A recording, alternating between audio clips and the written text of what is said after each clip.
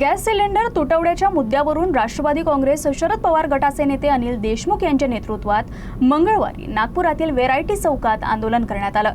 शासनाच्या चुकीच्या धोरणामुळे हा गॅस तुटवडा निर्माण झाला असून त्याचा फटका सर्वसामान्य नागरिकांना बसतोय, तर या गंभीर प्रश्नाकडे सरकारचं लक्ष नसल्याचा आरोप डॉक्टर अनिल देशमुख यांनी केला। मोठ्या प्रमाणात गॅसचा तुटवडा असताना राज्य शासनाने सांगितलं पाहिजे की ठीक आहे, गॅसचा तुटवडा आहे, आम्ही प्रयत्न करतो आहे, पण अशा पद्धतीनं कोणतंही आश्वासन किंवा कोणताही दिलासा जनतेला न देता फक्त राज्यामध्ये गॅसचा तुटवडा नाही अशा पद्धतीच्या वल्गना त्यानिमित्तानं सरकार करते आहे। त्याच्यामुळे या बाबतीत सरकारने लक्ष देण्याची आवश्यकता आहे।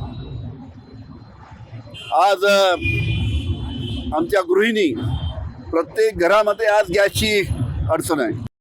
तर बारामती पोटनिवडणुकीबाबत देखील त्यांनी प्रतिक्रिया दिली। या संदर्भात अंतिम निर्णय वरिष्ठ स्तरावर घेतला जाईल। बारामतीची निवडणूक बिनविरोध व्हावी असं माझं वैयक्तिक मत आहे। तर अजितदादांच्या निधनाबाबत अद्याप अनेकांच्या मनात शंका असून तो अपघात होता की घातपात याबाबत प्रश्न उपस्थित होत असल्याचं ते म्हणाले। राज्यानं एक कर्तबगार नेता गमावला आहे, त्यामुळे पुन्हा निवडणूक घेण्यापेक्षा सर्व पक्षांनी एकत्रित येऊन ती बिनविरोध करावी असं मत अनिल देशमुख यांनी व्यक्त केलं।